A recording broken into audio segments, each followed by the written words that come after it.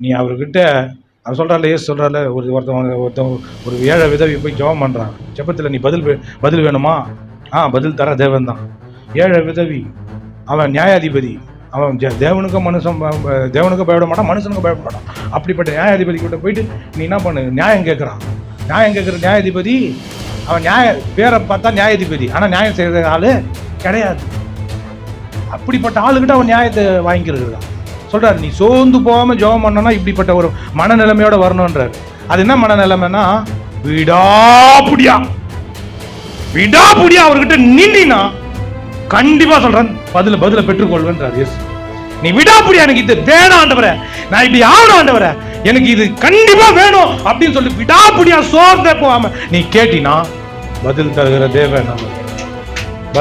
தேவன் அவர். அதை தான் சொல்லி கொடுக்குறேன். இவ்வளோ ஈஸியாக சொல்லி கொடுக்குறாரு. ஆனால் கஷ்டம் நம்ம கிட்ட தான். ஏன்னா சோர்ந்து போகாம தொடர்ந்து கேட்கணும். அவ பார்க்குறான், இவன் தேவனுக்கும் மனுஷனுக்கும் பயப்படாத ஆளுகிட்ட போய் நம்ம முன்னாடி நிற்க முடியுமான்னா அதனால் அவ கேரே பண்ணல. அவளுக்கு வேண்டியது நியாயம், எனக்கு இது நடந்தே ஆகணும்.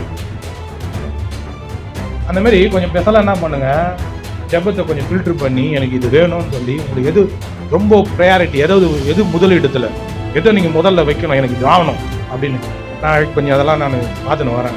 அது மாதிரி நான் என் வாழ்க்கையே நான் பண்ணுற ஜெபமாக மாறும். ஆமென். என் வாழ்க்கை எப்படி இருக்க போகுது? நான் பண்ணுற ஜெபந்தான் என் வாழ்க்கை புது வெளிப்பாடு. சத்தத்தை பற்றி பேச வந்தால் ஜெபத்தில் வருது. என் வாழ்க்கையே நான் பண்ணுற ஜெபந்தான், என் ஜெபந்தான் என் வாழ்க்கையாக மாறப்போகுது. நான் எதெல்லாம் கேட்குறேனோ அது எல்லாமே தேவன் தரப்போறாரு. ஆமென். அதுதான். இப்போ நான் தேவன்கிட்ட கேட்டால் நான் ஆண்டவர் நம்ம பார்க்கணும் அப்படின்னா பார்க்கலாம், தப்பு கிடையாது, கேளுங்க. அதேமாரி தமஸ்குவில் பவுல் என்ன பண்ணான், இயேசு கிறிஸ்து உயிர் தெரிந்த இயேசு கிறிஸ்துவ நேரடியாக சந்திச்சான்.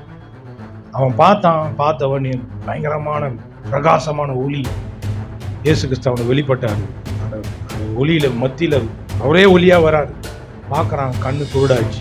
3 நாள் கண்ணு தெரியாமல் இருப்பான். கண்ணு தெரியாமல் தான் அவன் கண்ணு நல்லா ஆகும்போது அனனியா வந்து தள்ள கை வச்சு ஜெபம் பண்ணும்போது அவன் கண்ணில் மீன் செதில்கள் மாதிரி அந்த தோலுங்கெல்லாம் விழுந்துதான். அப்போ நேரடியாக கடவுள் தரிசனமான. அது யாருக்கு பண்ணுறான்னா ஸ்பெசிஃபிக்காக ரொம்ப முக்கியமான, ரொம்ப